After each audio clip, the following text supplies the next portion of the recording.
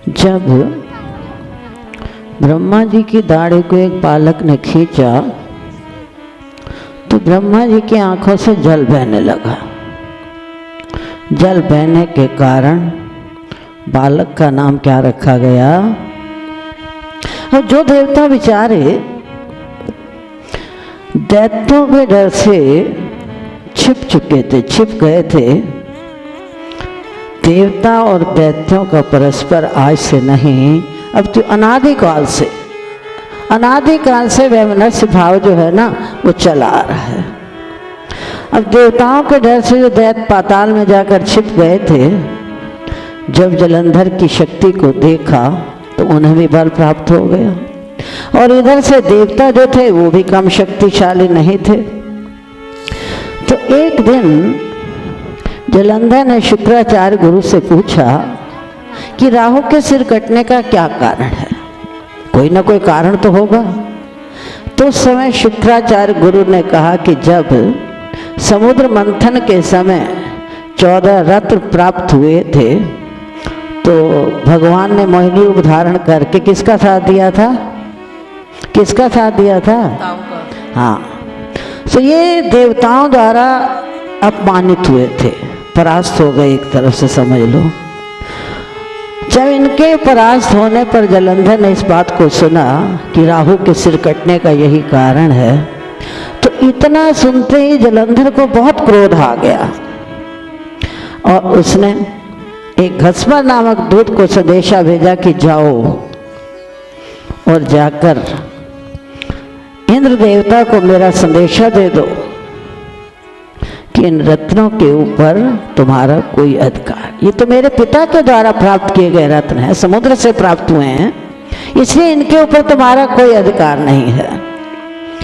जब ये संदेशा देवताओं ने श्रवण किया कि हमारा इन पर कोई अधिकार ही नहीं है, ये हमें सहज तो प्राप्त हुए नहीं हैं, इनकी प्राप्ति तो हमें भगवान के ऐत की कृपा से हुई है। इतना सुनते ही देवता और दैत्यों का जो परस्पर युद्ध था वो शुरू हो गया। अब इधर से शुक्राचार्य गुरु दैत्यों को संजीवनी विद्या दे देकर बार बार जीवित कर रहे थे और देवता बेचारे डरते जा रहे थे। तो बृहस्पति गुरु ने आकर देवताओं से कहा कि देखो, बुद्धिमान व्यक्ति वही होता है, विवेकी मनुष्य वही होता है जो समय के अनुसार झुक जाए। हम तो कहते हैं हम क्यों झुके किसी के आगे, हम किसी की बात को स्वीकार क्यों करें। लेकिन बृहस्पति जैसे उच्च कोटि के देवताओं के गुरु ने भी देवताओं अपने शिष्यों से कहा कि मनुष्य विवेक उस समय जागरूक करे कि आज वर्तमान परिस्थिति क्या है। अगर अतीत को याद करोगे तो अतीत तुम्हारे हाथ में नहीं आएगा, अतीत हाथ में नहीं आता और भविष्य प्रत्येक प्राणी मात्र का कलोल कल्पित है। शेख चिल्ली की भांति मनगढ़ंत कहानियां बना रहे हैं, क्या पता कि अगले क्षण हमारे साथ क्या से क्या हो जाए। इसीलिए जीना है तो वर्तमान में जीना सीखो। भूत भविष्य दोनों त्यागो, भूत भविष्य दोनों त्यागो, वर्तमान चितला, वर्तमान को चित्त में लाओ, परिस्थिति के अनुसार वर्तमान में जियो, भविष्य तो तुम्हारा अपने आप ही बन जाएगा।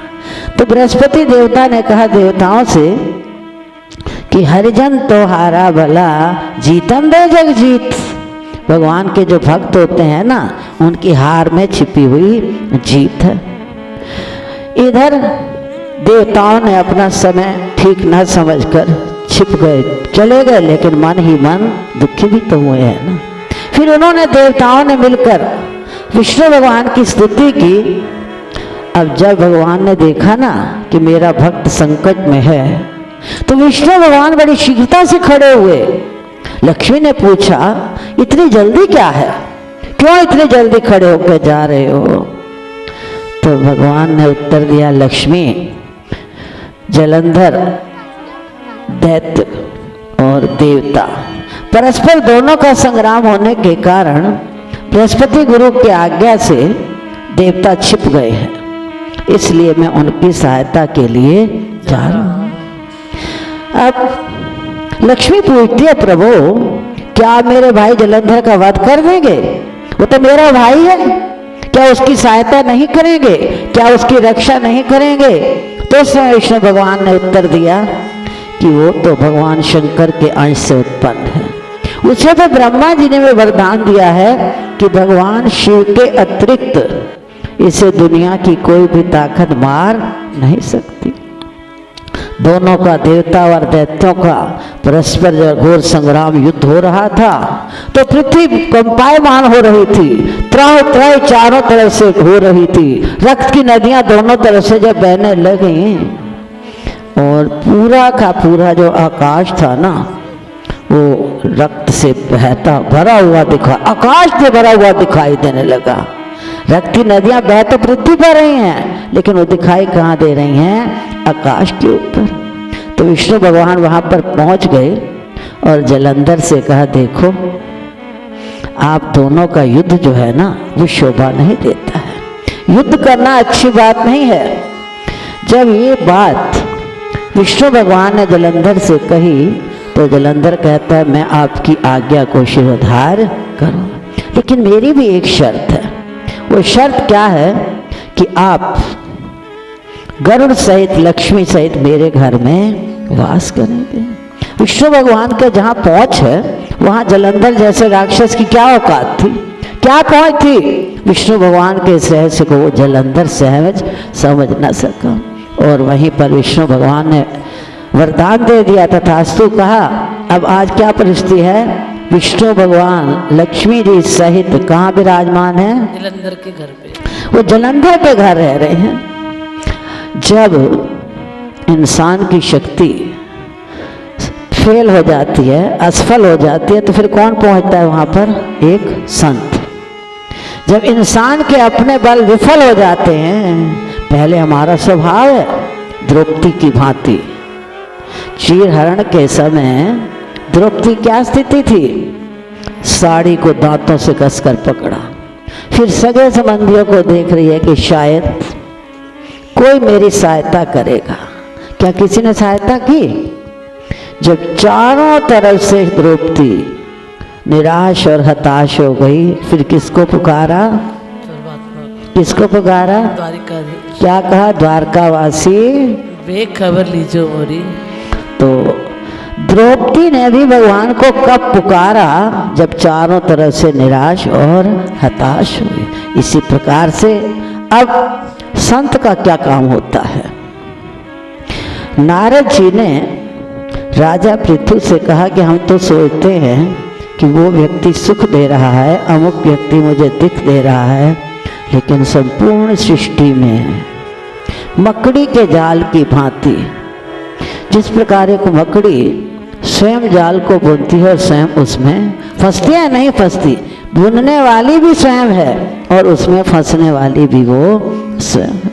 तो जीव अपने कर्मों से मकड़ी के जाल की भांति कर्म स्वयं करता है, फिर दोषी सिद्ध करता है कि कोई मुझे सुख दे रहा है और कोई मुझे दुख दे रहा है। जीव कर्म आपे करे, जीव कर्म आपे करे, आपे ही ते भुक्त, और आप रबत संसार में आपे देते मुक्त। स्वयं मुक्त होता है और स्वयं इस कर्म के चक्र में फंसता है। तो इतने में नारद जी ने राजा पृथु से कहा, राजन मैं भी कैलाश पर्वत पर भगवान शंकर का वैभव जब देखने के लिए वहां पर पहुंचा तो मुझे बड़ा आश्चर्य हुआ। नारद जी अंदर से निर्लिप्त हैं, बाहर से सब क्या कर रहे हैं? ये अपनी लीला दिखा रहे हैं। जब मैं कैलाश, कौन कह रहे हैं? नारद जी, कि जब मैं कैलाश पर्वत पर भगवान शिव की वैभव को देखा तो मन में सोचने लगा, और दर्शन करने के बाद मैंने क्या सोचा कि अब कोई ना कोई नाटक रचना पड़े, कोई ना कोई लीला करनी पड़ेगी। तो नारद जी सीधे वहां से कहाँ पहुंच गए हैं? जलंधर के पास। जलंधर के पास पहुंचे, जलंधर ने अतिथि सत्कार किया क्योंकि संत द्वार पर आए हैं। अतिथि सत्कार होने के बाद नारद जी कहते हैं, जलंधर तुझे पता है इस बात का? मैंने जब भगवान शिव की समृद्धि को देखा और तेरे वैभव और समृद्धि को देखा तो दोनों में मुझे कोई अंतर दिखा है, बराबर है। लेकिन एक रत्न जो पार्वती है ना, वो तेरे पास नहीं है।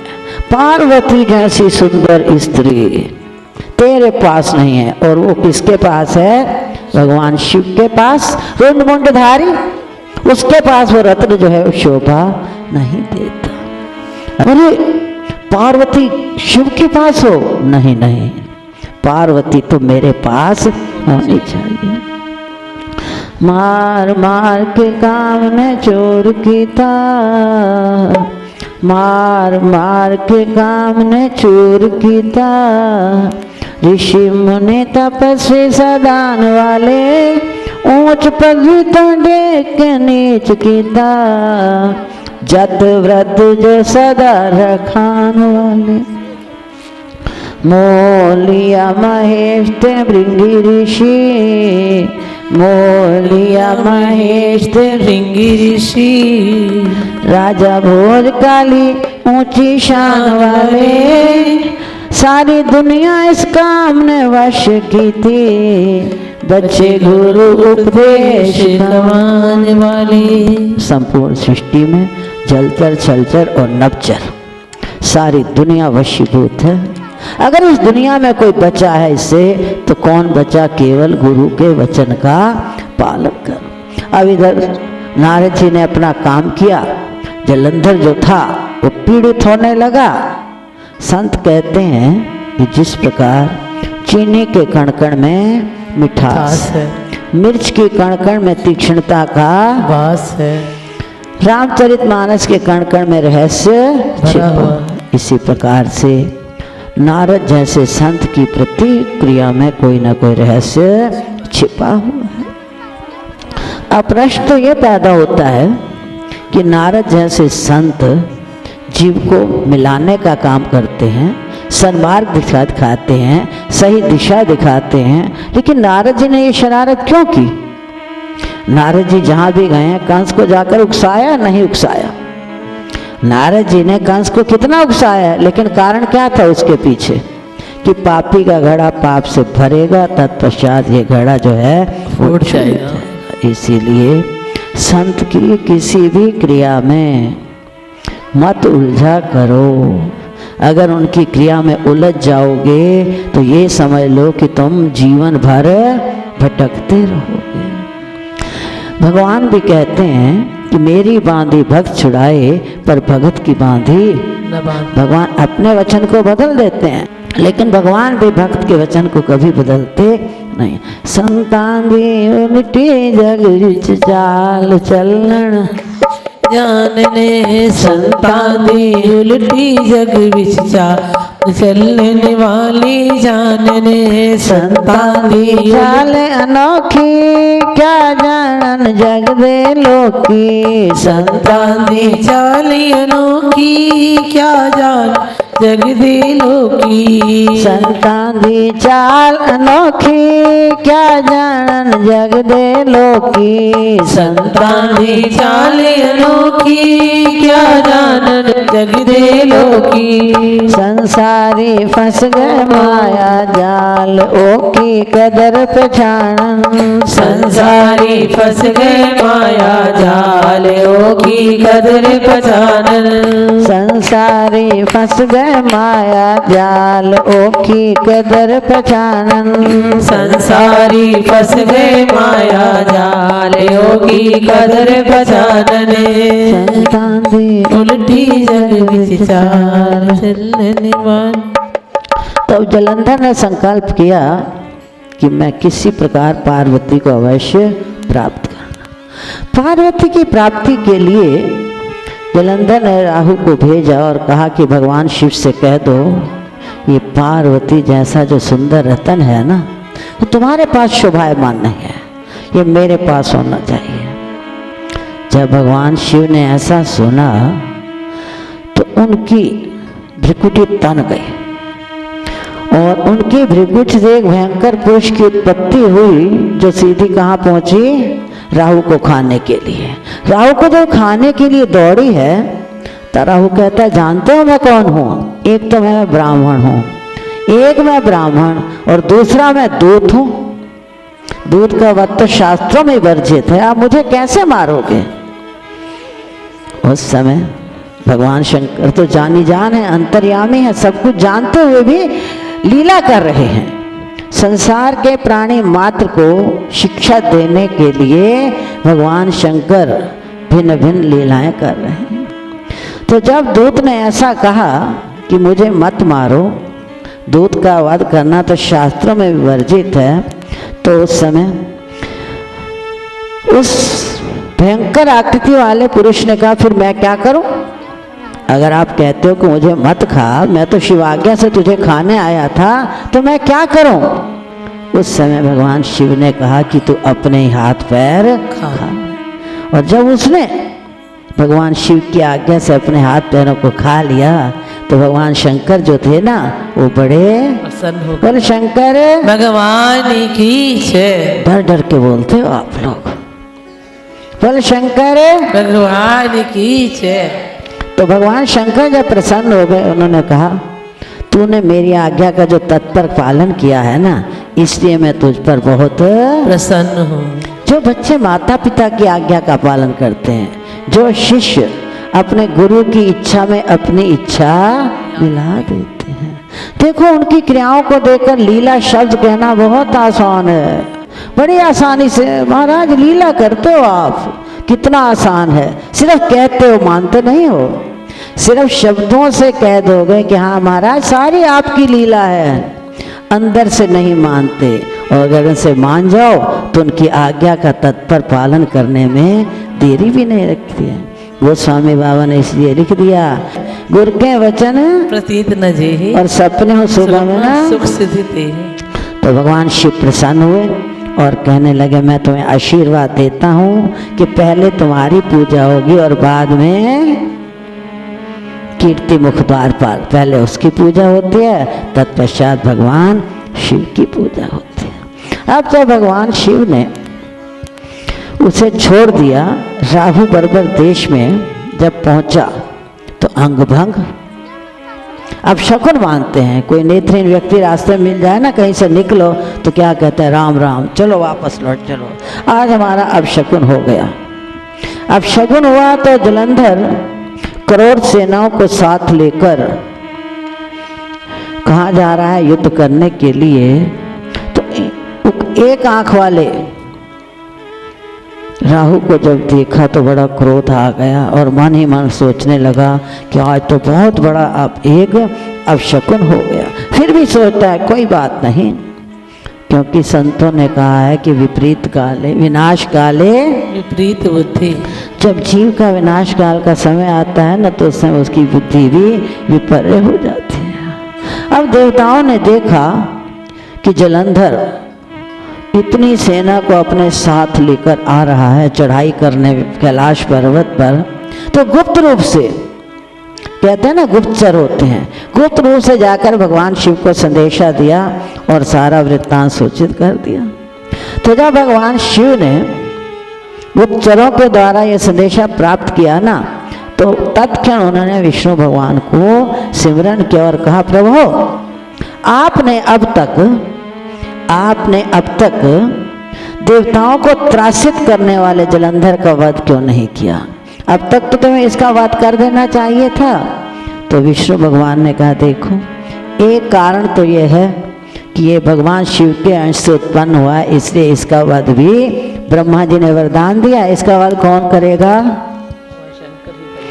और मैं लक्ष्मी के भाई का वध नहीं कर सकता। ये दो कारण हैं जिनसे मैं इसका वध नहीं करूँगा।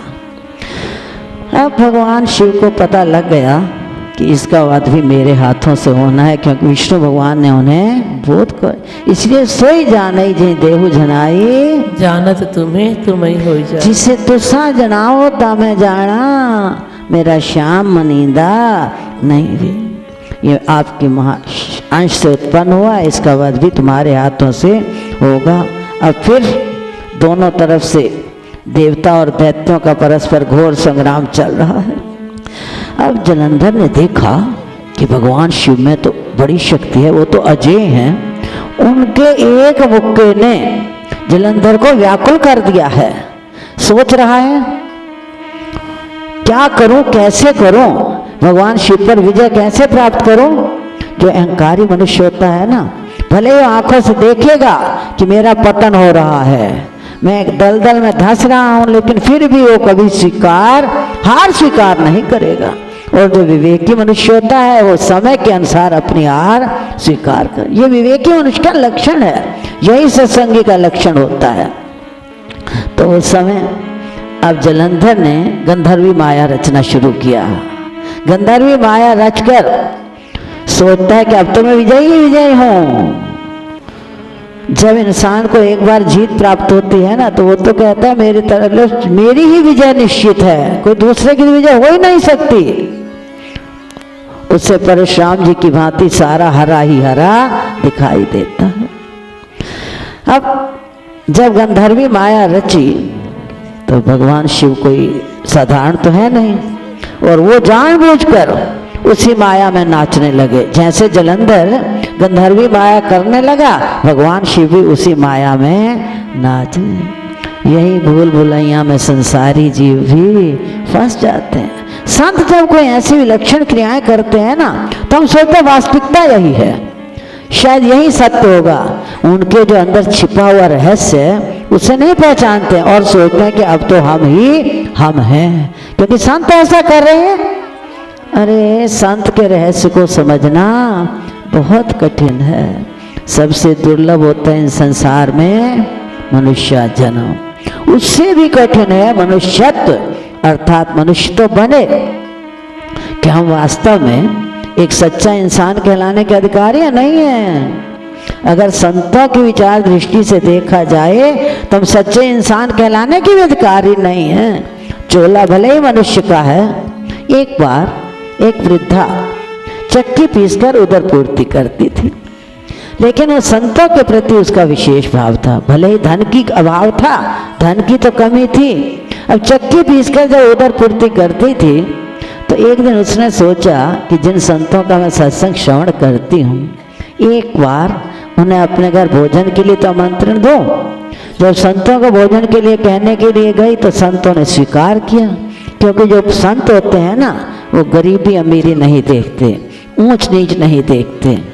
प्रातः काल जब उठी तो अपने बेटे से कहने लगी, बेटा बाजार से जाओ, सौदा तो खरीदना, लेकिन जानते हो आज हमारे घर संतों का भोजन है, तो एक मनुष्य से सामग्री ले आओ।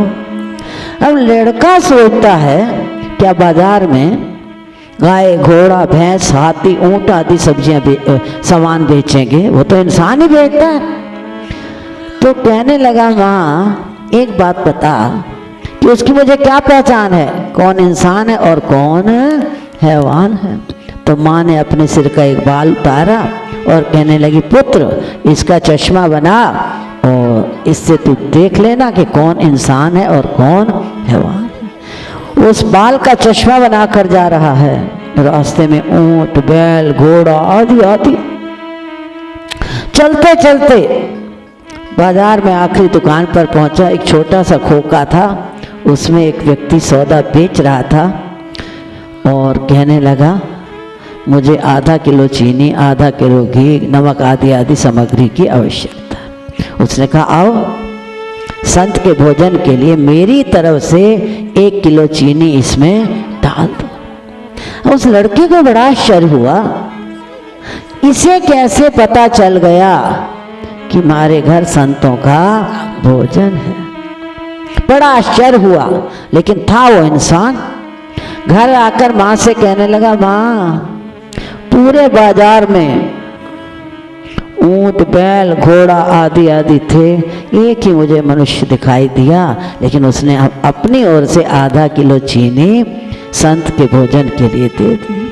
तो माँ कहने लगी, बेटा यही तो मैंने तुझे कहा था, जितने भी संसार में हम मनुष्य चोले में है ना, भले ही बहाना तो मनुष्य का पहन रखा है, चोला मनुष्य का है, लेकिन हमारे जो कर्म है ना वो हैवानों की भांति है। इसी प्रकार जो सच्चा इंसान होता है ना, वो सत्य का आश्रय लेता है, वो विवेक का आश्रय लेता है, और विवेक की प्राप्ति होती है इंसान को सत्संग के माध्यम से। सत्संग ही एक ऐसा संबल है जिसने मन वचन और कर्म से सत्संग को श्रवण किया, मनन किया और धीरे धीरे उस पर चलने का प्रयास किया, तो एक ना एक दिन अपने वास्तविक स्वरूप को पहचान लेता है।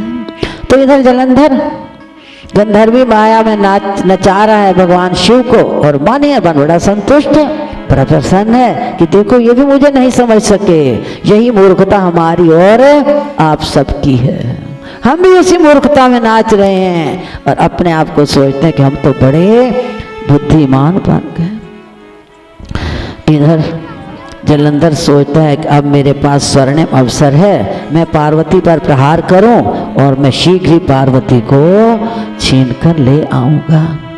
उस समय जलंधर ने भगवान शिव का वेश बनाया और पहुंच गया पार्वती के पास। अब पार्वती कोई साधारण वो तो है नहीं, वो तो माँ गौरी है।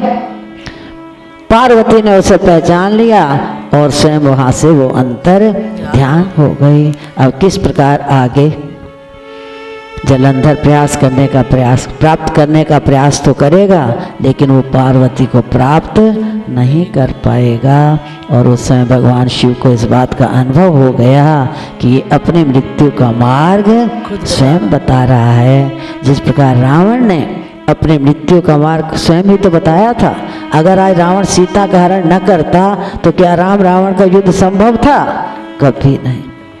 कंस ने देवकी के बच्चों का वध किया तो अपने मृत्यु का कारण बना या न बना?